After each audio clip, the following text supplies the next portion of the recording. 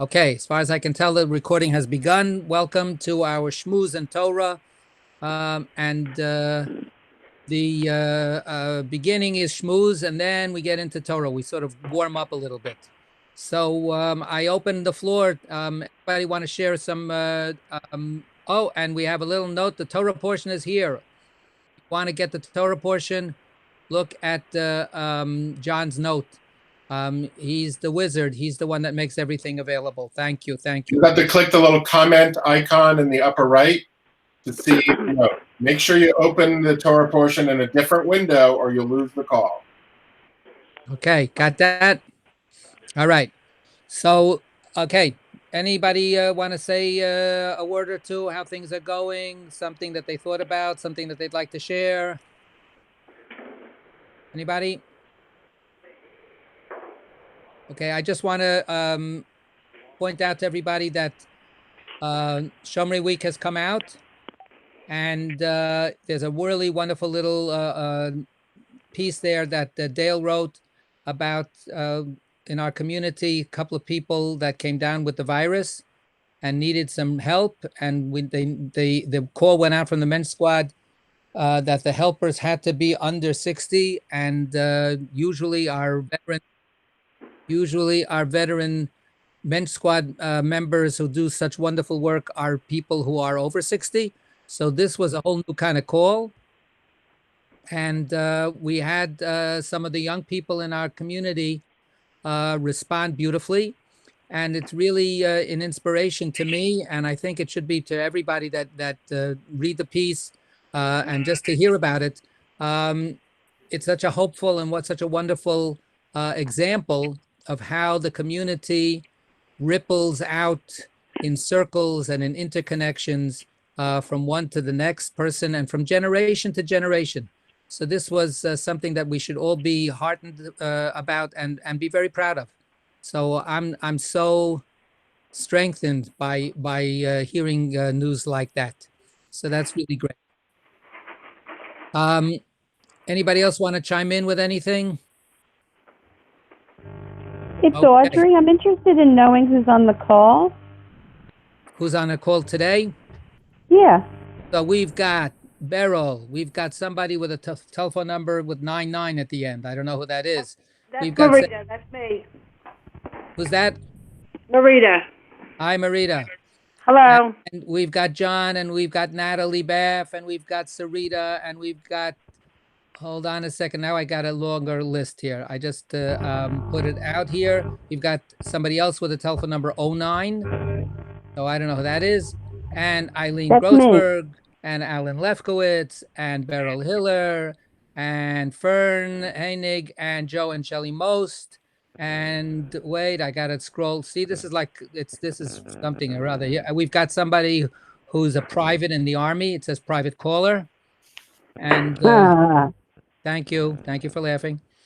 And we've got Tad Cohn, and I'm on the call, sort of. So we've got a bunch of people here. 15 people so far are listed. So that's very nice. Just shows what happens when we change the time from 8:30 in the morning till 6:30 at night. Look at that. Yeah. Yep. So, okay. All right. If we don't have any other people chiming in, hopefully as we start studying, we'll be able to start sharing with each other. The Torah portion for this coming Shabbat, somebody's got noise coming from their their device. Please mute yourself until you want to talk. Okay? Thank you. I muted you. To talk, you do *6. Okay, if you're on the phone, *6. If you're on the computer, there's a little mute icon at the bottom of your screen when you go down with your cursor to the bottom of the screen. Good. So, and just watch out. John is watching. So back to this. The Torah portion for this Shabbat is the second Torah portion in the book of Vayikra, in the book of Leviticus, and it's called Tzav, which means charge, command. It's a Torah portion that has basically two parts to it. I just want to mention before we get to the Torah portion itself that the name of this Shabbat is a special Shabbat besides being Parashat Tzav. It is also Shabbat HaGadol, the Great Shabbos, or the Shabbat of the Great. Different translations can be offered. And this is the name for the Shabbat right before Passover. So whenever that, it doesn't necessarily end up being this Torah portion, but the Shabbat right before the Pesach, which begins this next coming week on Wednesday night, the Shabbat before Pesach is called Shabbat HaGadol, and it has a special haftarah. So we won't be reading the prophetic reading that is tied to the portion Tzav. And as I said, the portion Tzav doesn't necessarily fall out on this Shabbat, so it has its own independent prophetic reading, Haftorah, but that Haftorah is bumped this weekend because of Passover. So we have a special prophetic reading, and the reading is has the word HaGadol in it. Hinei anochi sholech lachem et Eliah Navi lifnei yom Hashem HaGadol veHanorah. So I'm sending you the prophet Elijah before God's great day and awesome day. And this is a kind of a prediction of redemption, and it was considered appropriate for this moment. Passover is a holiday that celebrates our first redemption, and it becomes the kind of template for all our hopes for future redemptions. It's a little bit like, to use an analogy that comes to mind, it might be a terrible analogy, but once you get sick with some kind of germ, then that germ has imprinted itself upon your immune system, and it's always the antibodies and the response to that is always there. So the redemption that we experienced in Egypt is a kind of a spiritual, long-lasting remaking of our systems to be always prepped for fighting against oppression and for seeking justice and goodness and redeeming the world. So Pesach is the holiday not only of our freedom, it's also the time of our birth as a people by being redeemed from Egypt. So this is a special Shabbat.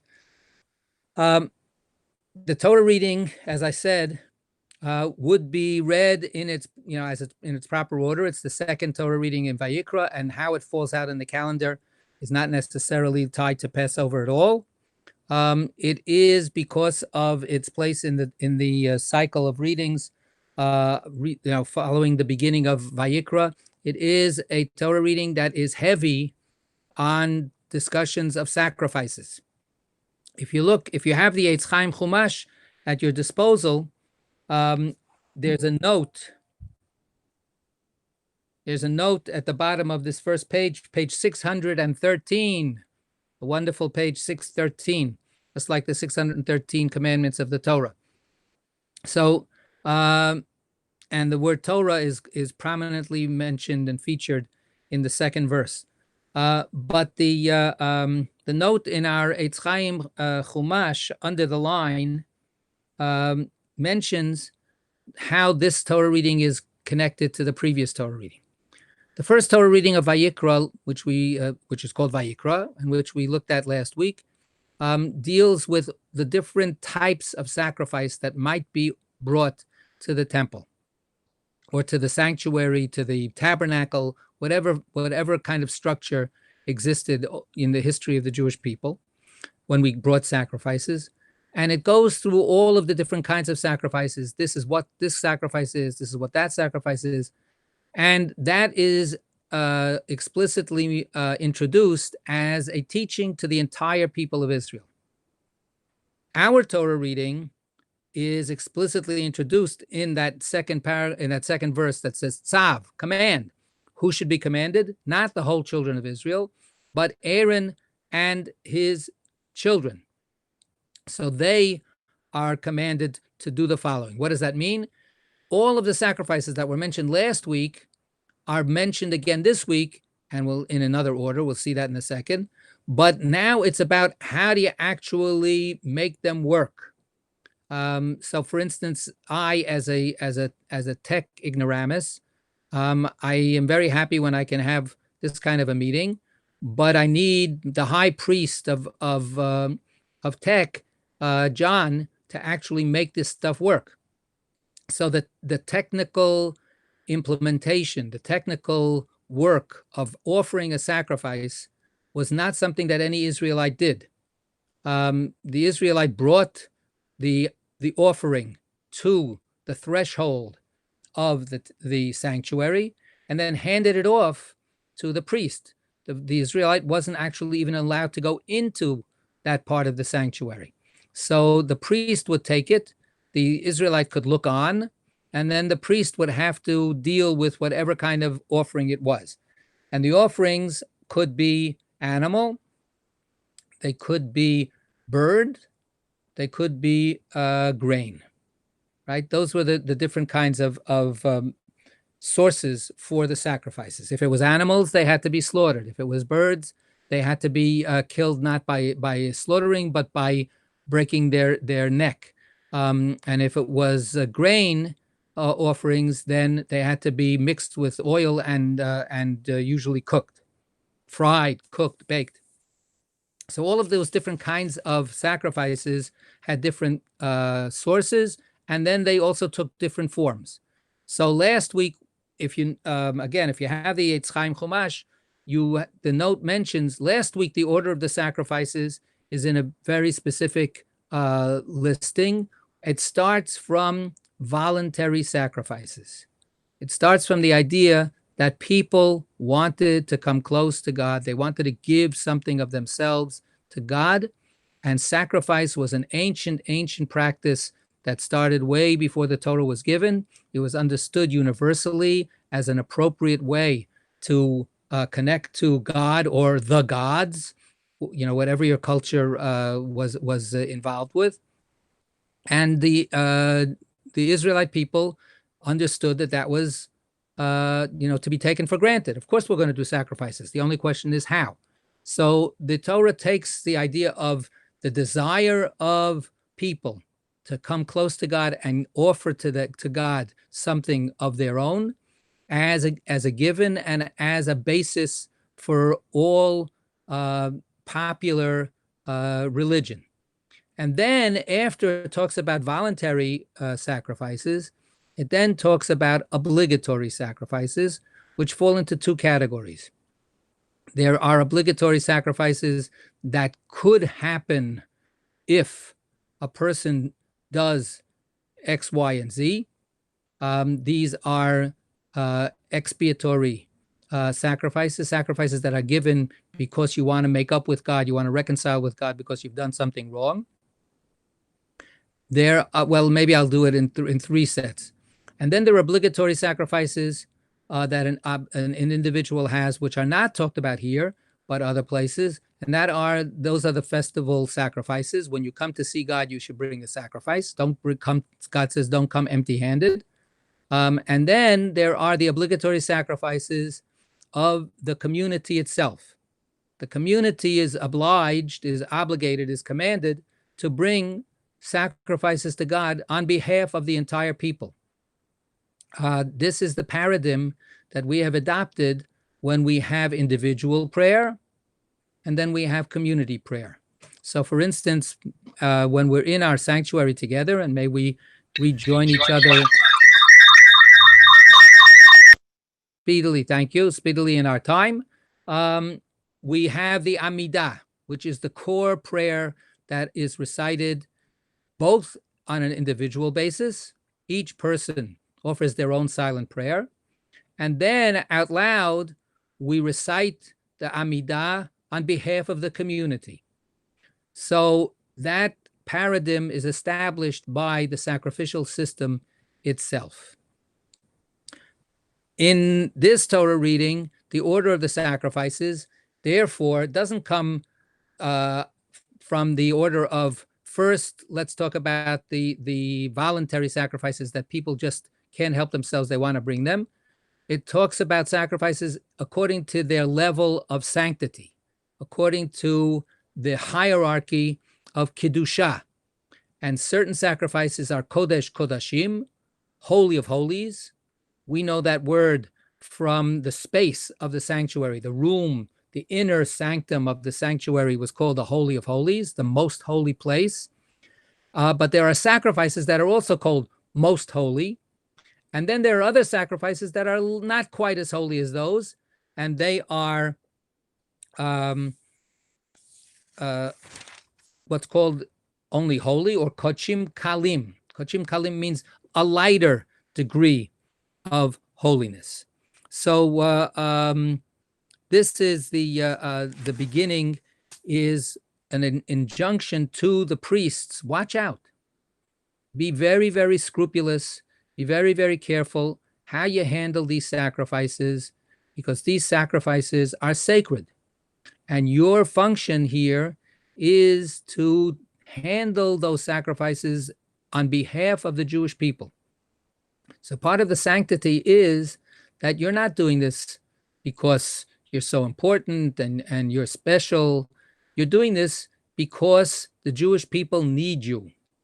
The Jewish people need you to be their messenger, to be their agent, to be their angel, right? So every priest is an angel of God. Every priest is doing the agency both on behalf of God and on behalf of every single Israelite, both when the Israelite himself or herself brings a sacrifice, or as a member of the collective. When the priests give the collective sacrifices, they are doing it on behalf of everyone. So that's their sacred job. I was thinking, unless somebody has another place that they want to focus on, and we always ask if somebody has something on their mind that they want to look at. So I was thinking of one place, but does anybody else have some particular suggestion of what they want to look at? Going once, going twice, sold. Okay. So after these sacrifices are laid out, and we have to remember that when this is happening, there is no ancient priestly group that has been functioning for the Jewish people. If people have given sacrifices to God, we have, for instance, stories in Genesis that people gave sacrifices. Noah comes out of the ark. He brings a sacrifice to God. He doesn't go to a priest and ask the priest to give a sacrifice to God. He does it himself. All the way back when Cain and Abel decide that they want to connect with God, they don't go to some priest and ask the priest to do it for them. They do it themselves. Plenty of people offered sacrifices on their own, just as plenty of people, in the old days, you wanted to eat some meat, you killed your own animal. You didn't have to go to somebody who was a professional shochet, a slaughterer, to do it. You knew how to do it. This was part of your own way of life. But now we're establishing a priesthood where nobody's going to be sacrificing any place they want. They're only going to be bringing the sacrifice to this one central location, one God, one central location, and therefore one group of specialists who are going to be bringing the sacrifices. And since this is a new thing, they have to be taught how to do it. Who's teaching them how to do it? Anybody? Moses. Moses teaches the priests how to do it. And who are the priests? The priests are Aaron and his 4 sons. So at this point in time, the way the Torah is telling the story, the entire priestly group consists of 5 people. Right? That's it. Now there are thousands and thousands of priests, but when we started, there was one family, one father, 4 sons. The daughters didn't count, and they were the ones who were now being introduced into their priestly status. So our Torah reading is, first of all, about teaching the priests their job training. And second of all, endowing the priests with that spiritual status of holiness. They aren't just workers in the field of holiness. They themselves become endowed with a status of holiness. They are initiated into the priesthood. So the first part of our Torah reading is a listing of all this practical stuff. This is how you do this sacrifice, and this is how you do this sacrifice, and this is how you do this sacrifice. And all the priests have to learn this. The second part of our Torah reading is the investment, the investiture, the actual ceremony that brings these priests into becoming the exclusive agents on behalf of God and Israel. So this is a kind of a story. The first part is all law. The second part is a story, although it actually just recaps the ritual acts of how different sacrifices were given. But there's a transition that happens in that Moses is doing all this stuff for the last time. He has given sacrifices before. When we got the Torah at Mount Sinai, he set up an altar and offered sacrifices. So he has been de facto both the teacher and the leader, the political leader and the priest. And now he is handing over his priestly status and his priestly function and his priestly knowledge to his brother and to his nephews. So that begins on chapter 8 in our Torah reading. And does somebody have that text in front of them to read for us? So you don't have to have the Eitz Chaim. The Eitz Chaim, it's on page 621. If you have another version, that's okay too. As long as we have an English translation, we'll be able to follow. I have it already. Okay, so Alan is going to do the honors. Let's start from chapter 8. The Lord spoke to Moses, saying, "Take Aaron along with his sons and the vestments, the anointing oil, the bull of purification offering, the 2 rams, and the basket of unleavened bread, and assemble the whole community at the entrance of the tent of the meeting." Moses did as the Lord commanded him, and when the community was assembled at the entrance of the tent of meeting, Moses said to the community, "This is what the Lord has commanded to be done." Okay, so let's stop here for a second. So this is the setup. So God says, okay, now we're ready. Let's get going. The show is about to begin. And all of these props are collected. This is all going to be used in the ritual. And Aaron and his sons, the vestments are the special uniform that they'll have to wear. We've looked at that already in the book of Exodus. These are special uniforms that only they wear. And then we have all of these different items and anointing oil. We'll see that that's going to be used. And a bunch of animals and unleavened bread. Remember, that's really important. That's the word matzah, right? Matzot. So we think of matzah as a Passover feature. And we ask, why are we eating matzah tonight? Why is this night different than all other nights? All other nights we eat bread or matzah. And of course, the 99% of us don't eat any matzah at all. But here, the matzah was a regular feature of the temple. By the corollary, by extension, or by turning it around, that means that Passover, when we eat the matzahs, we are turning our homes into mini temples, because the matzahs were the only kind of bread that could be offered as a sacrifice. So you couldn't have leavened bread as a sacrifice. There was leavened bread that was eaten, but it wasn't offered as a sacrifice to God. So all of these things are collected. And now the point is that this initiation of the priests has to happen in public. It's not a secret society. It's not a secret group of people with, what do I know? What I hear, the Masons. They have these secret ceremonies. You can't see what they're doing. You can't know what's going on. It's true that the sacrifices are not done by anybody else but the priests. But let's pay attention that we've had now 7 chapters that are describing to anybody who wants to. Most of us don't want to read it.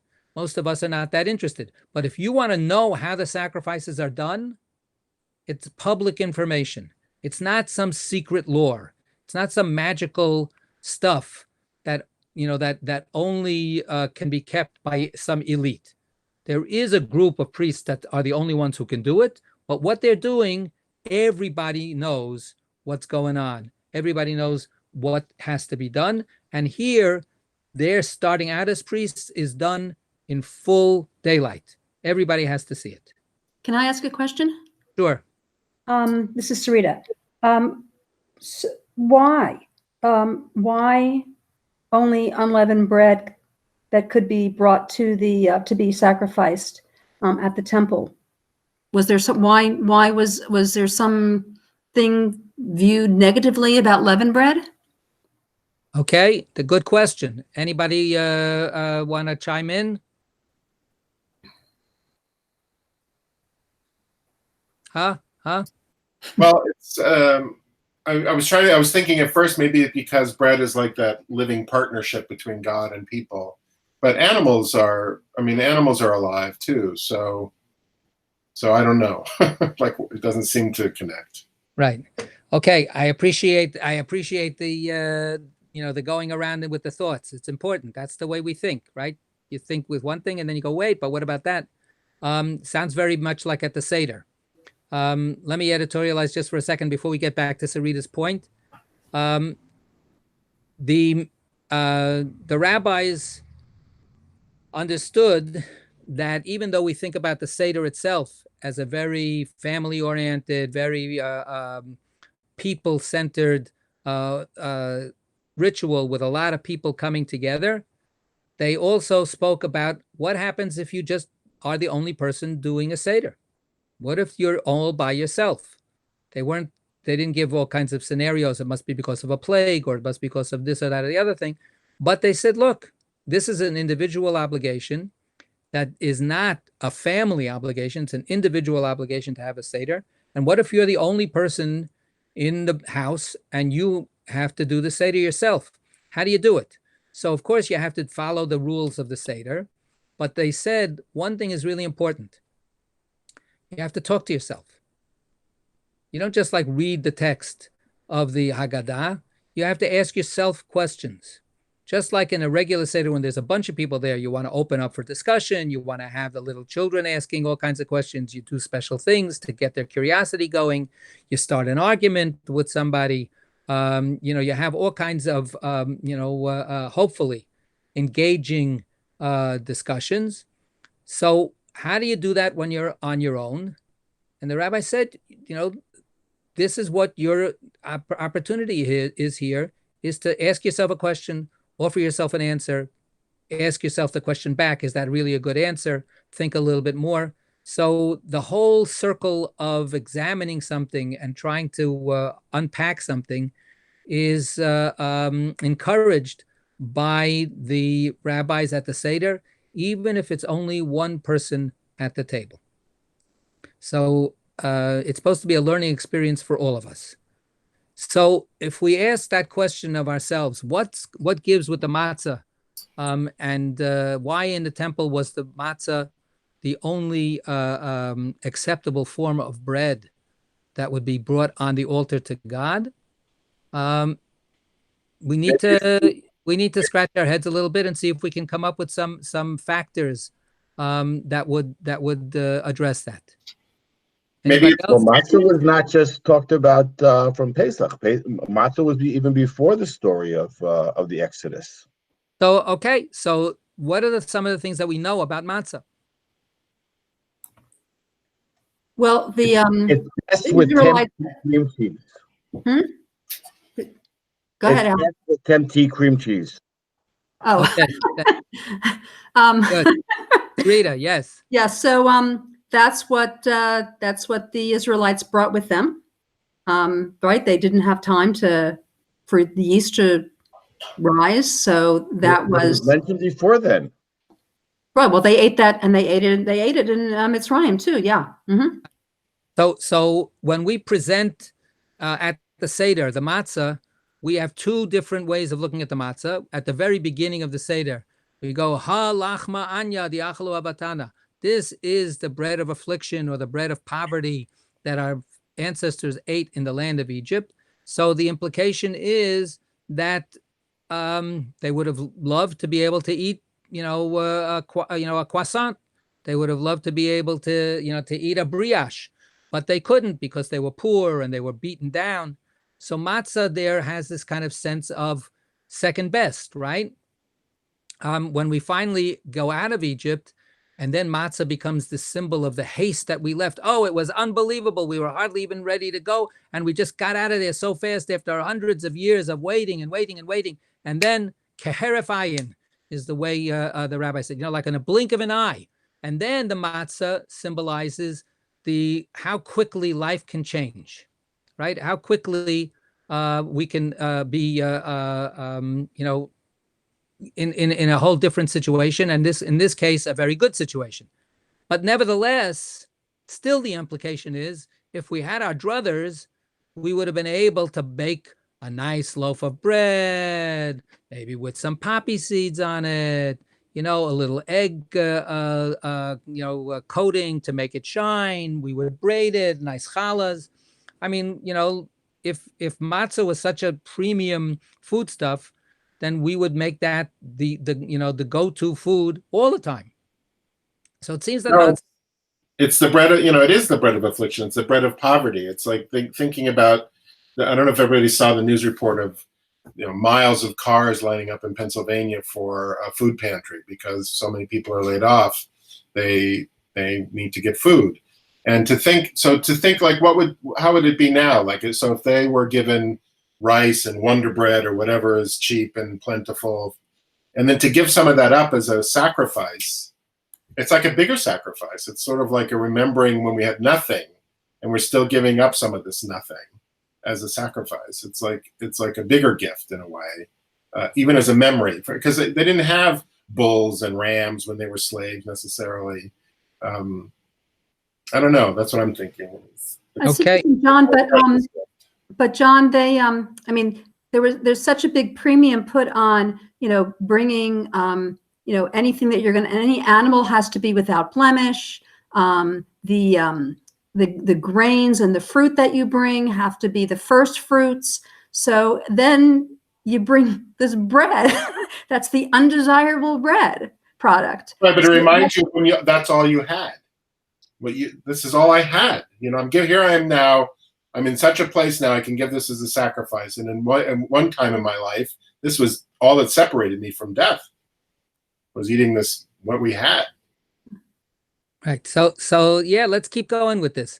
So we're really digging in deeper into the nature of matzah as being this kind of minimalist, literally, a minimalist kind of food that is the food of affliction, of poverty, of desperation, of making do in times of neediness, and the puffed up bread of the loaves of bread that of challah or any other kind of yeasty fermented kind of bread that is thicker and bigger, is in some sense a symbol of being okay, being more fortunate, being able to sit back.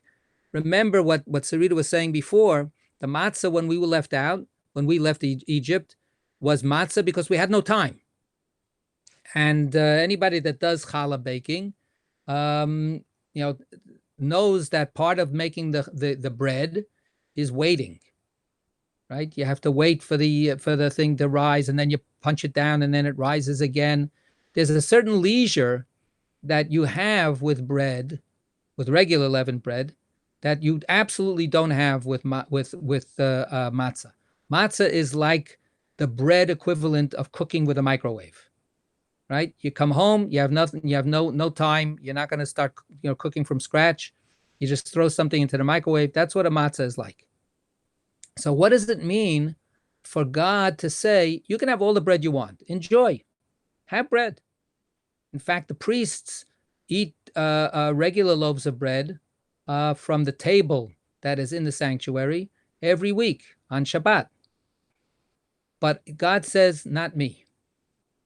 I'm not going to eat that bread. That bread is your bread. If you want to offer me bread, I will only take matzah. So how does that sound?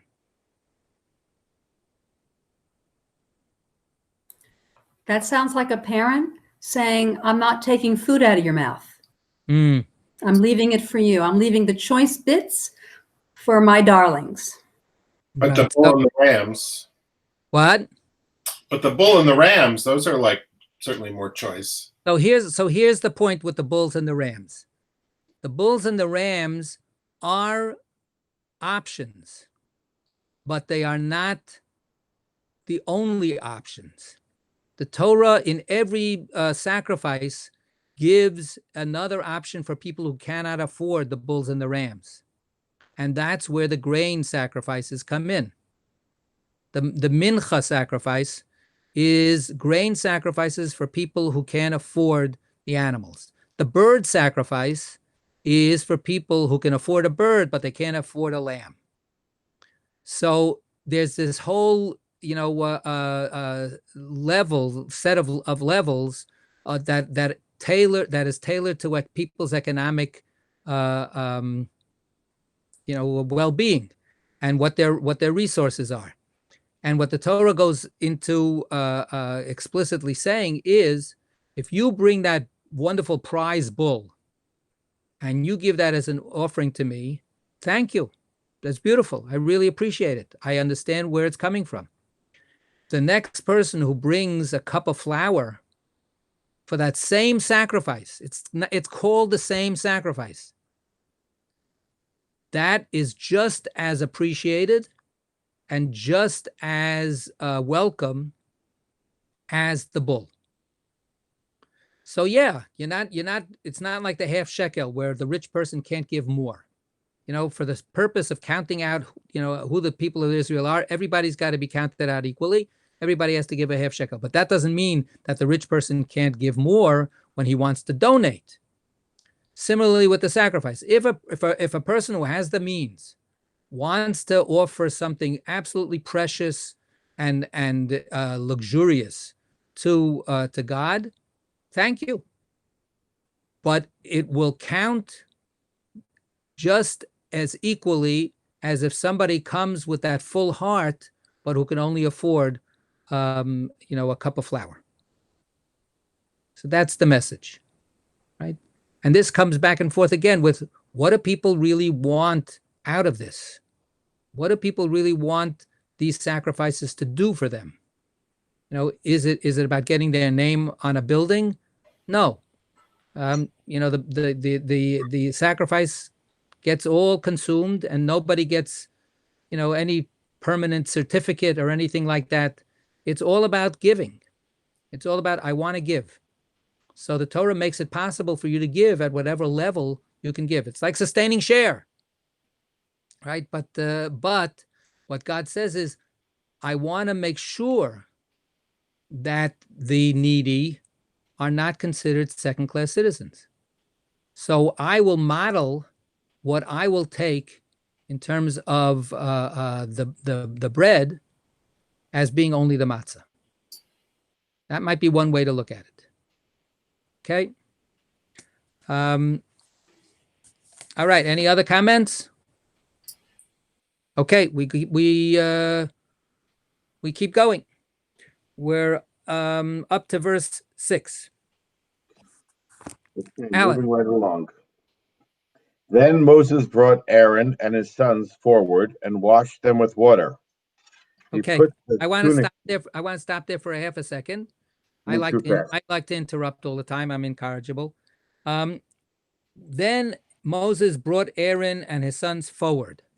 If you look in the Hebrew, bringing forward is in Hebrew the word, Alan, you can read Hebrew. Vayikarev. Vayakrev. Vayakrev. Vayakrev is he offered as a sacrifice. That's the identical verb that you would use as the word for bringing the bull or bringing the matzah or bringing the whatever your offering is. It's bringing it forward. It's bringing it close. The word Bring it korban, close. right? The Close. word korban comes from the word karov, and that's he drew it near. So I bring myself near, I bring my animal or my offering near to God. And here Moses is vayakrev Moshe et Aaron uvanav vet banav. And Moses brought forth, offered, right, brought near Aaron and his sons, and then he washed them with water. He purified them with water. So there's a sense here of a sacred offering. What would we be thinking? We can imagine all kinds of things. So, but what's going on in Moses' mind at this point?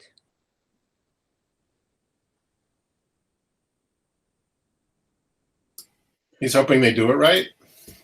Okay, so he can be nervous. Is this going to be doing right? Are they going to mess the whole thing up? Everything that I do, I've done so great. Now I have to hand it over to these other schmegegis. Am I going to be embarrassed? Maybe so he could be a stickler, and he could be really on edge that these people are not going to do it right. That would be one type of image we might have of Moses. Do we have a sense that fits into our overall sense of Moses? I'm going to leave that as a question. But maybe we have other images of Moses. What other possible things could be going on in Moses' head? Did he bring them close to God or to him? Okay, right. It doesn't say. That's why the translation in English is it brought them forward, right? Because that sort of says, okay, he pushed them on, right? But you're right. In the Hebrew, bringing them close to what? To whom? To God or to himself? So clearly God is involved, but what might it be like to think of it as some kind of intimate moment where it's meaningful and it's touching Moses for them to be doing this? Not so much the kind of suspicion or the kind of anxiety that John was saying, but is it possible to think about it from the opposite end? Like a graduation? Okay. Well, I think about it as, when Moshe was first called by God to go back to Egypt and face the Pharaoh and rally the Israelites, and he didn't feel capable. I can't. I'm not a good speaker. And so God said, "There's your brother Aaron. Aaron will be with you. Aaron can speak for you." And I think about that partnership, and how this is really sort of an acknowledgement of. I mean, so many times it's people might think that it's Moses who's doing everything, but this is really an acknowledgement of what a key role Aaron has played, and now of course they're going to have sort of parallel roles, and very clearly designated roles. So it's really offering that, but also acknowledging that. Yeah. Right. I think beautiful. I think that's very, very relevant here. I want to add one little element to what you were saying about what Moses is being told when he says Aaron's going to come and help you out, and that's of course what seals the deal. Finally, that's what Moses says. Okay, I'll do it. Thank you for giving me Aaron. But God says, and Aaron is going to be delighted to do this, right? He's going to be so happy to do this. So it's not like, oh God, Moses is completely miserable that he's being picked to do this. And Aaron could just as equally be, okay, we both have to do this. We have to clean up the backyard and pick up after the dog and right? But no, it's like this. God is telling Moses that Aaron is actually delighted to be able to do this with you. So that may be what's going on here as well. Moses, remember, we also have other places where Moses he's always ambivalent about his leadership role and his power, his responsibility and his power. And he many times, over, and we'll see it again and again and again in the book of Numbers, get me out of here. Let somebody else do this work. So the fact that Aaron is there for him And let us, in modern times, let us also acknowledge Miriam has always been there. Right? He wouldn't be alive if it wasn't for Miriam. So the fact that he has this brother, and it's his older brother, of course, we've talked about that many times, who's delighted to be of service. And now he's being sanctified, and he is taking one of Moses' roles away. So on the one hand, relinquishing power and relinquishing status is not easy for a lot of people to do. But when it's the right time and when it's the right person, it can be very, very moving. When John said graduation, but another way of thinking about it might be, when you retire and you're appointing a successor.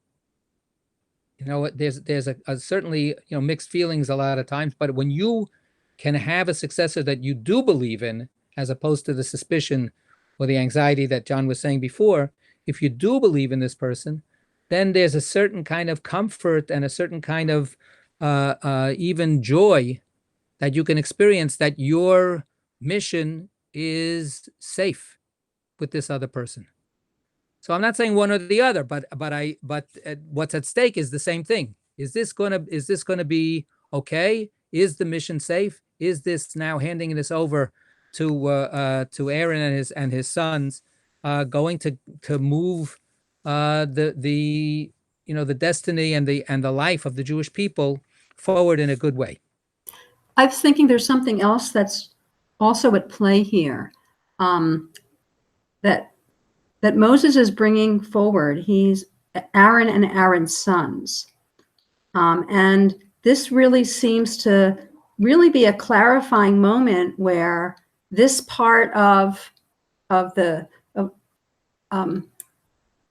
has been, this part of the power relationship, I don't know, I'm kind of coming up with the right word, will be carried on after Aaron by Aaron's sons.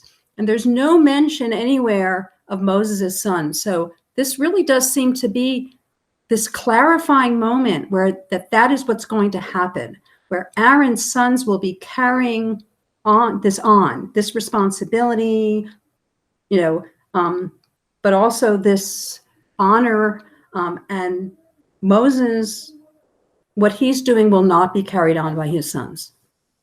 Right. So that's a really also a deep point within the inner workings of each of these people's emotional life.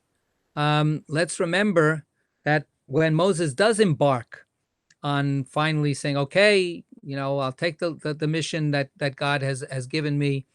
Okay, my brother will be there for me. He leaves his sons behind, right? He has two sons, and of course they're babies.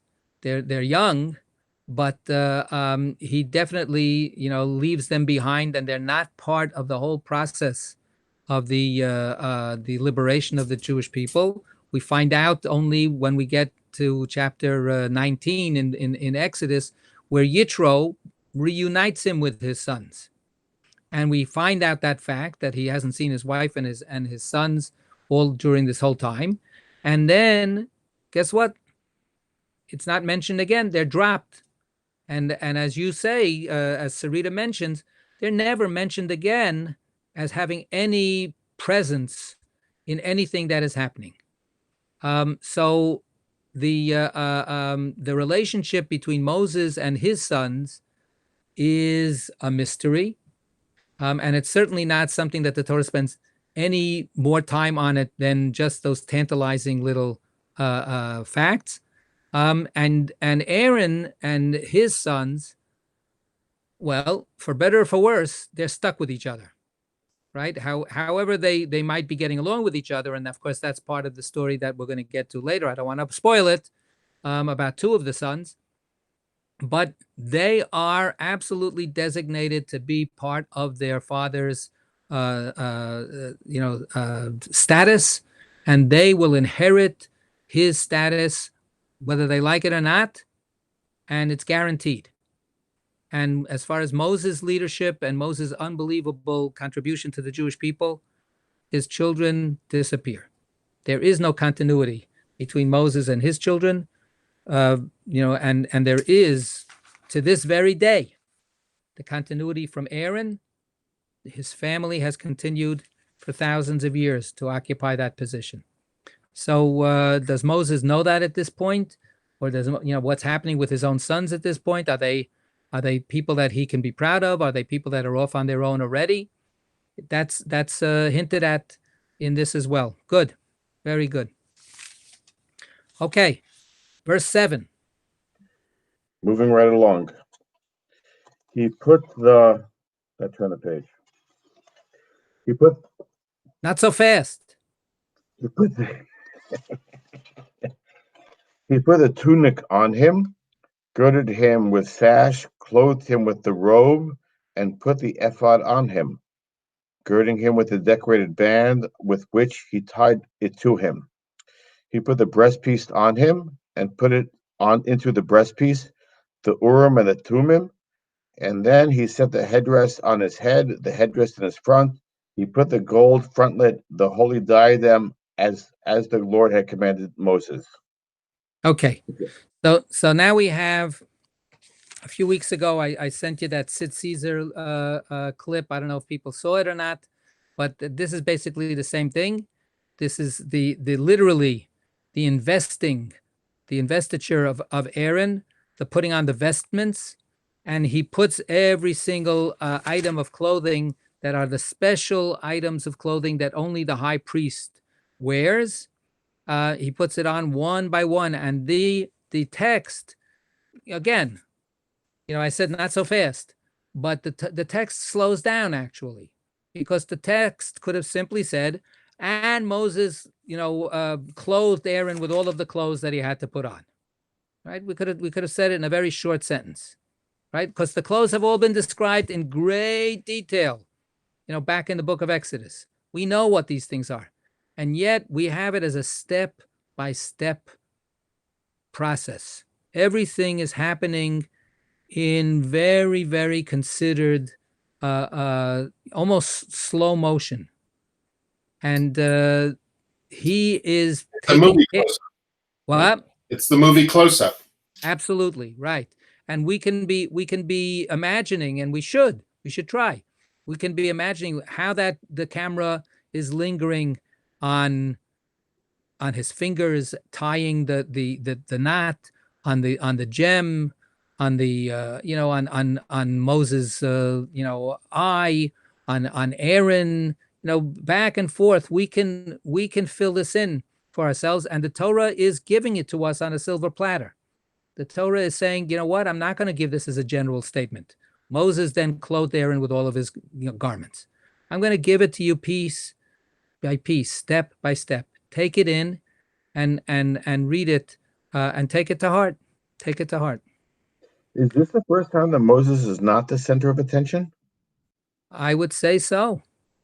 I mean, it depends what you mean, though. That there is another time when Moses is not the center of attention. It's called the golden calf. But that's a negative.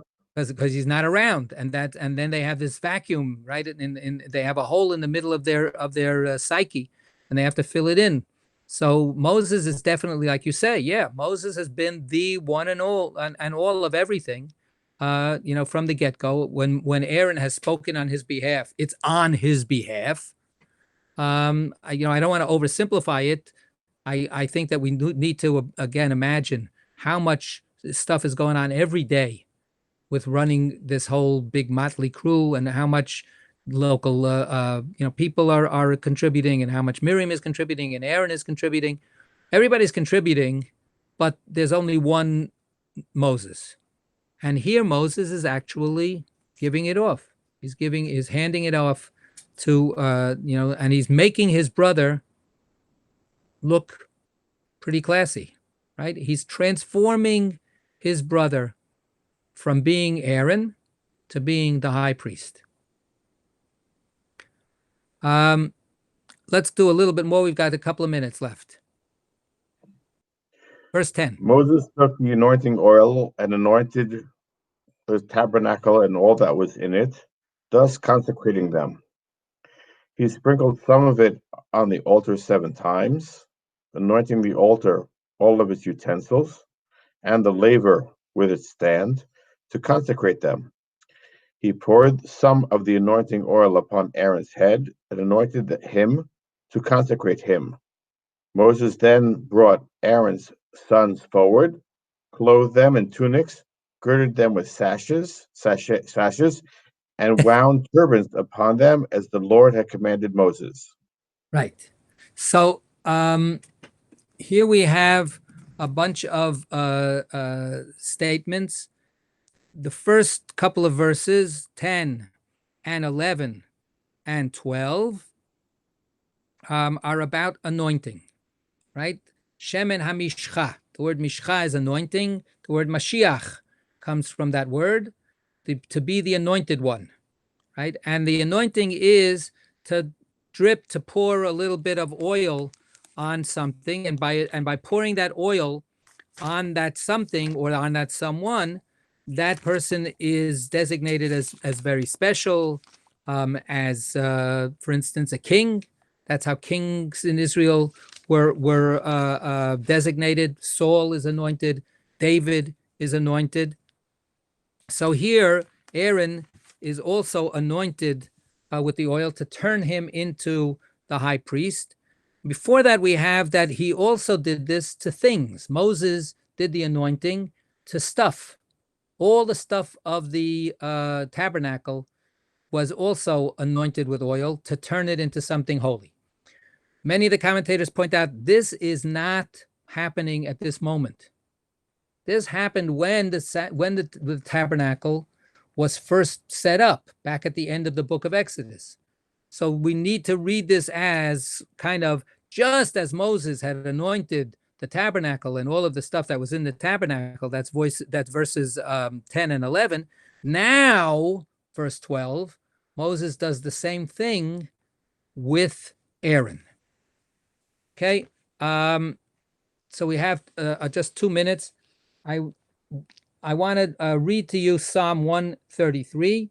It's a very well-known beginning, anyway, of the psalm, and I've brought it out many times because it's a short and beautiful, beautiful, beautiful psalm. Shir HaMa'alot LeDavid, a song of ascents for David. Hinei matov uman na'im, shevet achim gam yachad. How good and how pleasant it is for brothers to dwell together.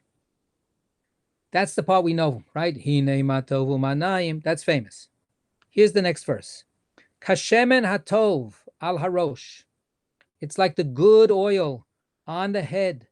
Yored al hazakan, that then drips down and falls down onto the beard. Zakan Aharon, Aaron's beard. Shiored al pi midotav, and then it keeps on falling and dropping onto his uniform, onto his clothes. So what this psalm is imagining is this moment of anointing. Here are two brothers. We sing it, we're all together. It's so wonderful. We're all together.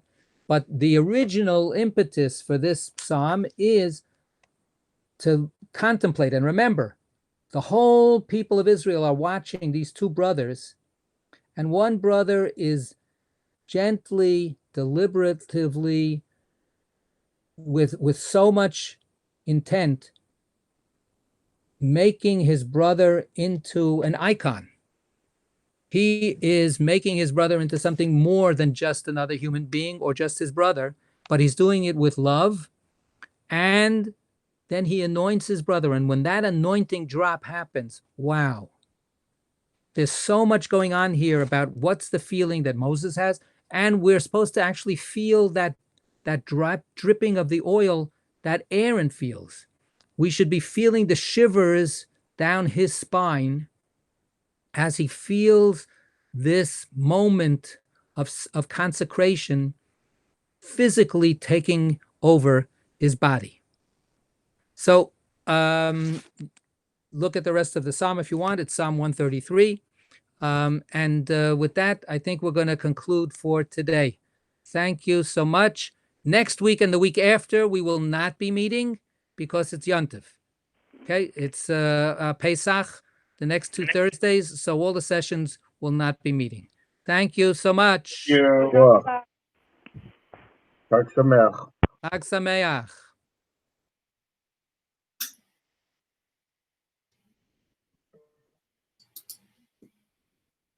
So it says boil or fry, saute. So I didn't boil them because I figured you can just saute. Mhm. It says boil for 2 minutes or saute.